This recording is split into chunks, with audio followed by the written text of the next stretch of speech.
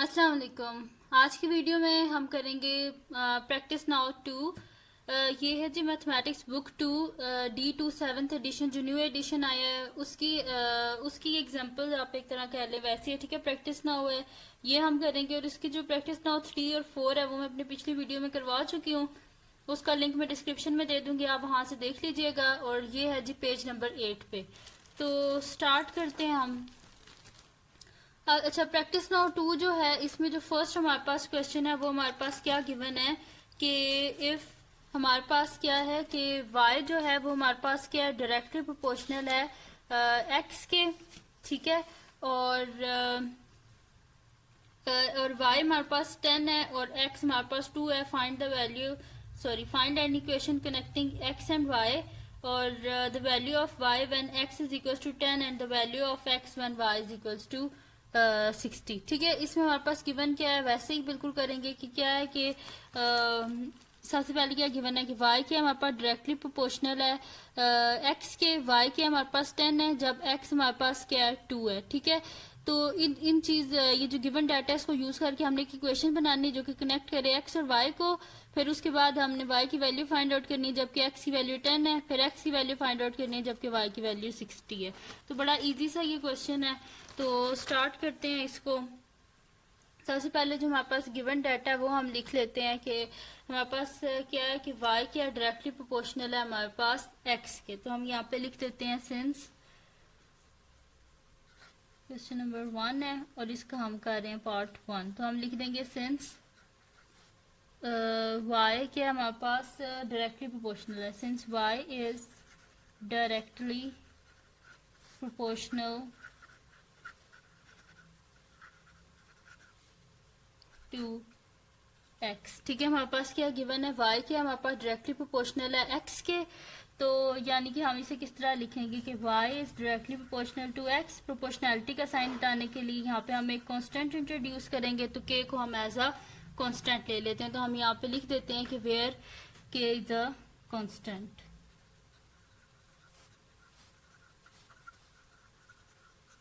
ठीक है। हमने लिख दिया के क्या हमारे पास एक कांस्टेंट है। अब अगर आप क्वेश्चन में देखें तो आपके पास लिखा हुआ है कि if y is directly proportional to x and y is equal to 10 when x is equal to 2। तो ये हम यूज कर लेते हैं व्हेन x हमारे पास क्या है 2 है और y क्या हमारे पास 10 है, ठीक है। तो ये हम डाल लेते हैं अपनी इक्वेशन में, y is equal to k x, यहाँ से k की वैल्यू को हम फाइंड आउट कर लेते हैं। तो 10 इज इक्वल टू के इंटू 2, ठीक है। हमें k की वैल्यू चाहिए, बोथ साइड पे क्या कर देंगे हम 2 से डिवाइड कर देंगे।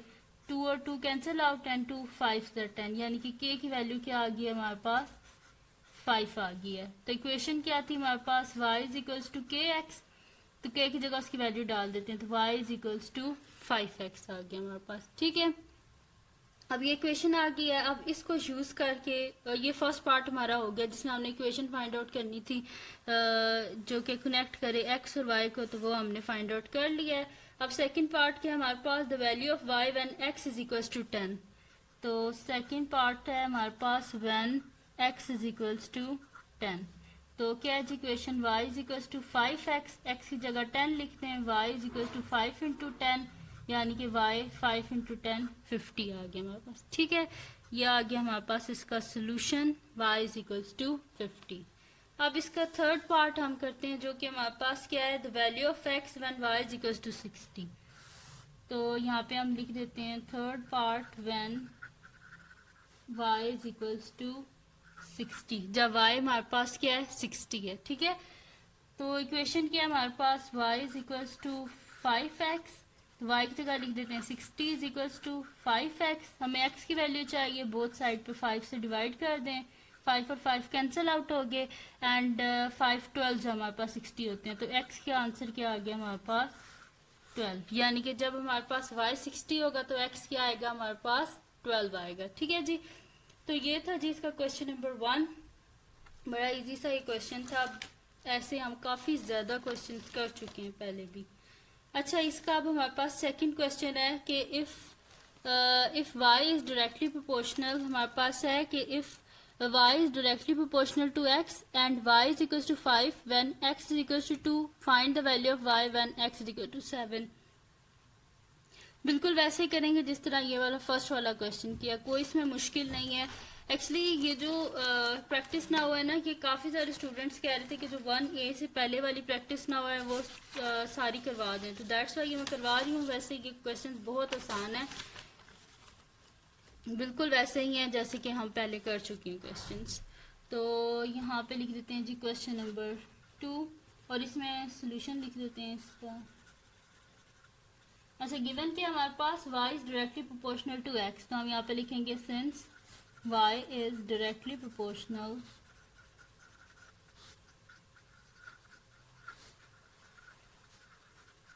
Since y is directly proportional to x, यानी कि हम इसे किस तरह लिखेंगे, y is directly proportional to x, y is equals to kx, और k क्या है हमारे पास, where k is a constant. ठीक है, अब इसमें हम लोग ले लेते हैं जो पहले गिवन थी. आप बुक खोल लें, इसका पेज नंबर 8 है, इसमें लिखा हुआ है क्वेश्चन नंबर 2 है.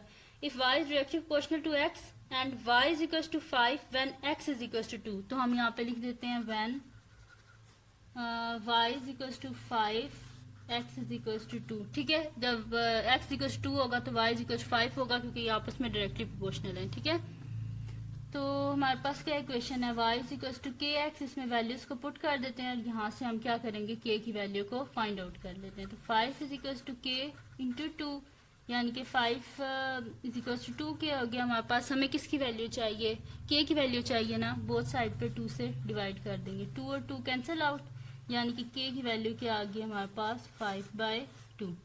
इसको हम अपनी इक्वेशन में डाल लेते हैं y is equals to k x में. y is equals to k x, यानी कि y is equals to 5/2 x आ गया हमारे पास. ठीक है, अब इसमें गिवन क्या है, find the value of y when x is equal to 7.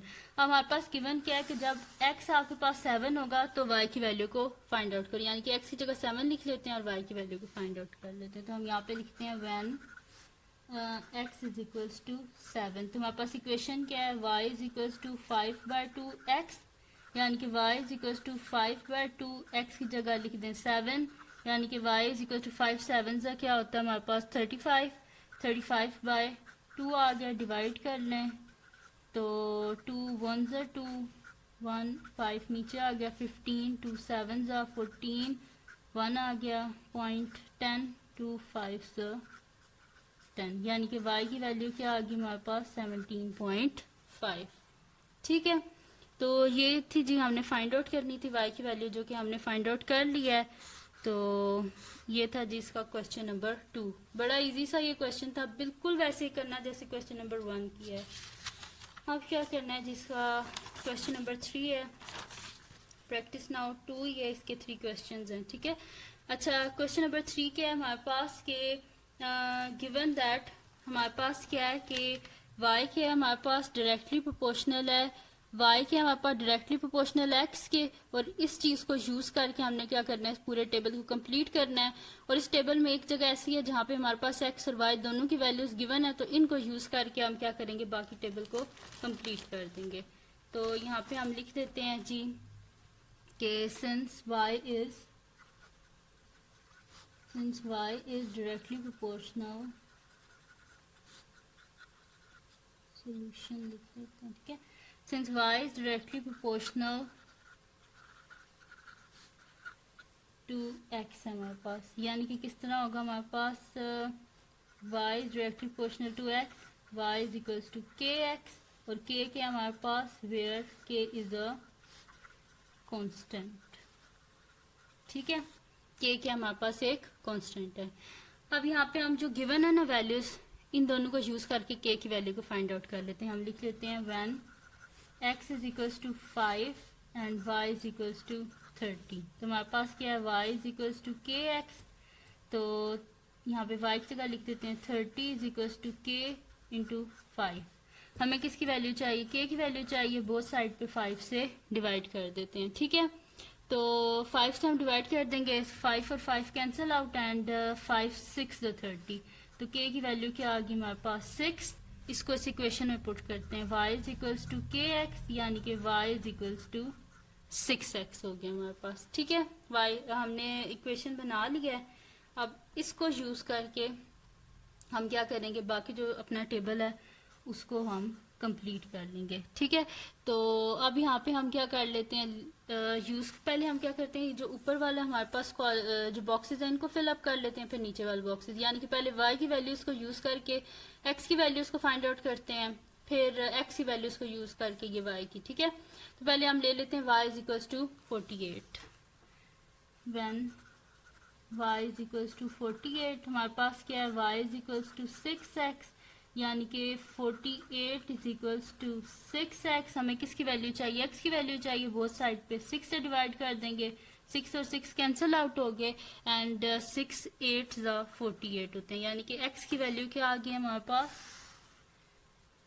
x की वैल्यू हमारे पास 8 आ गई है। ठीक है, जब हमारे पास y 48 होगा तो x की वैल्यू क्या आ गई हमारे पास 8 आ गई है। ठीक है, अब क्या कर लेते हैं हम कि यहाँ पे 57 यूज कर लेते हैं, y की वैल्यू 57 यूज करते हैं और ये फाइंड आउट कर लेते हैं। हम लिखते हैं when y is equals to 57, हमारे पास क्या है जी, y is equals to kx है हमारे पास, तो इसमें हम y की वैल्यू पुट कर देते हैं। y के हमारे पास 57 इज इक्वल्स टू k की वैल्यू क्या, k की वैल्यू तो मैंने लिखी नहीं, k की वैल्यू 6 है। ठीक है, 6x, y 57 is equals to 6x। ठीक है, तो यहाँ पे आपने यही लिखना है y is equals to 6x। ठीक है, मैंने k लिख दिया है, इसको ही 6 बना देते हैं।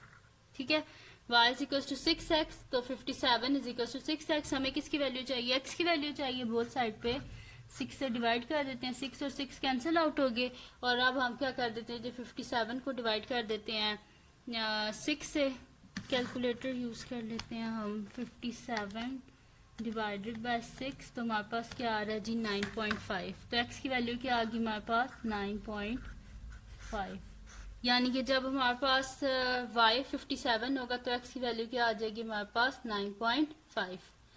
अब क्या कर लेते हैं, अब ये ऊपर वाला टेबल कंप्लीट हो गया, जरा इसको इसकी जो वैल्यूज हमारे पास आई हैं उसको टेबल में हम लिख देते हैं। ठीक है, तो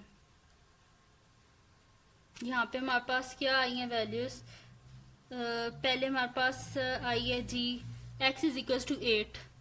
ठीक है, जब 48 था तो x की वैल्यू 8 आई है, जब 57 था तो x की वैल्यू क्या आई है 9.5।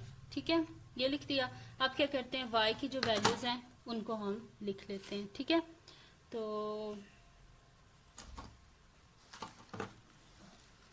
यहाँ पे हम लिख लेते हैं व्हेन